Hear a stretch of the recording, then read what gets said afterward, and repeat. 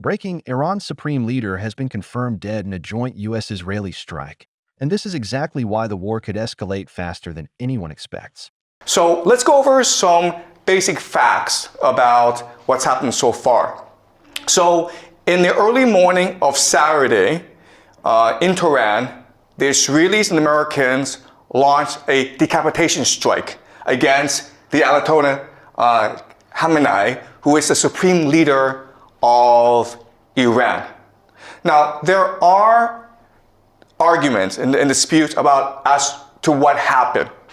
The Americans and Israelis said that they had real intelligence about where the leader was, and so they sent airplanes to just bomb the crap out of the place. They also had a spy who was able to record the body of the dead Ayatollah, and then this was announced. At first, the Iranians denied this, and the Iranians insisted he was still alive. But eventually, state media admitted that he did die in the airstrike. But then what they also said is that the Ayatollah, he's 86 years old, and he chose to die. He could have gone to Moscow, but instead he chose to stay in Tehran and die for his people. But not only that, but he died along many of his relatives. He died along with his daughter, his son-in-law, his grandchildren. So many of the family died in this assault. Also, there's been reporting that he had prostate cancer. Okay, so he was going to die fairly soon as well. So what you need to understand first about the war is that even though the Americans and Israelis claim great success in decapitating the leadership of the Iranians, but the real reason this could spiral into a much bigger war has to do with religion. From the Iranian perspective, this is a martyrdom, okay? And so the religion of the Iranians is called Shia Muslim. And this is different from Sunni Muslim. So Sunnis are the majority. They're about 9% of all Muslims in the world. The Shia have always been the minority. And as such, they've always been persecuted.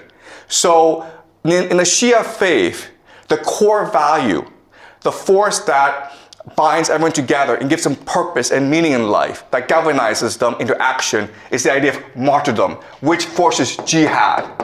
To sacrifice yourself for your religion, sacrifice yourself for the common good.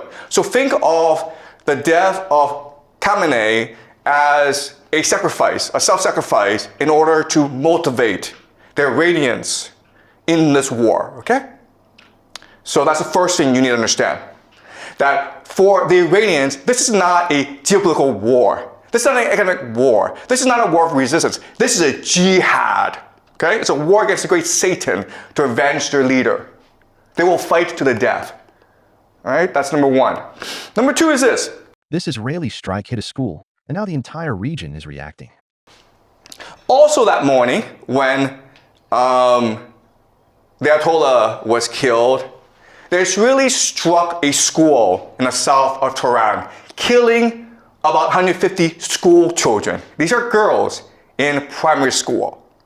And again, there's a lot of debate and argument as to what happened. The Israelis said that, first of all, the school was next to a military base. We were targeting the military base. And second of all, it wasn't us which struck the school. It was a air defense missile that went off course. Okay?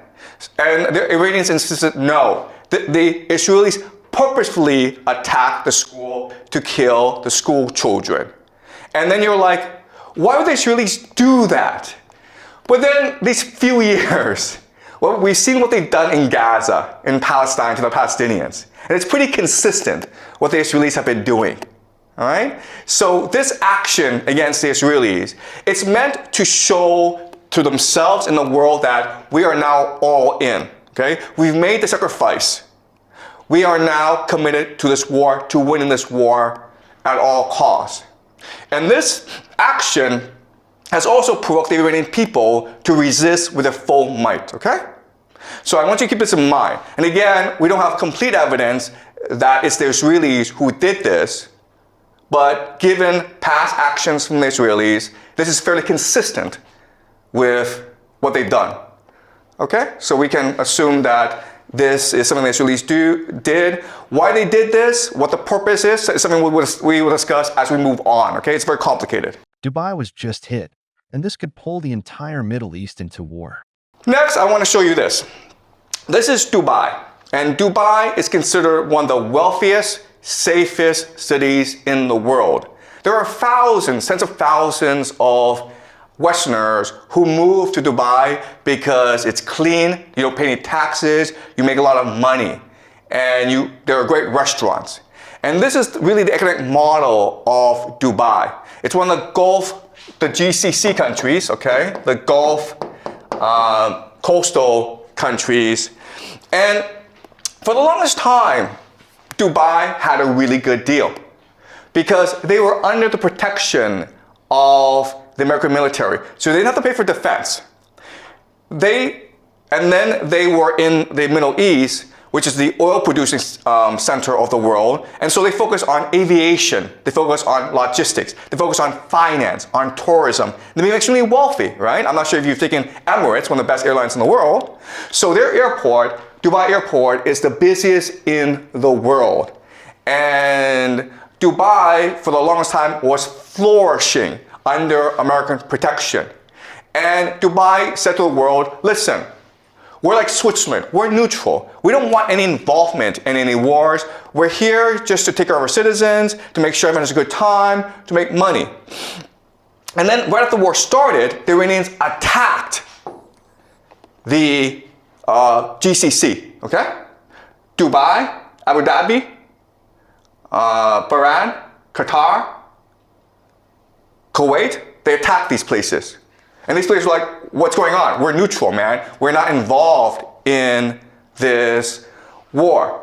And the airport was shut down in Dubai. At one point, the rich people in Dubai were willing to pay about $250,000 US just to get on a plane and get out of there. Okay? So, the reality is this. For the longest time, Dubai had a reputation for being safe, and that's why people moved their money there. Guess what, guys? After what the Iranians did, it's dead. Dubai as a city, in the long term, it is dead.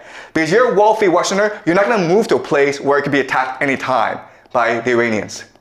You might move to Singapore, you might move to Hong Kong, Japan, South America, but you're not moving to Dubai, okay? So the big question for us is, why did the Iranians do this? It was the Israelis and the Americans who attacked you. Why go after the GCC?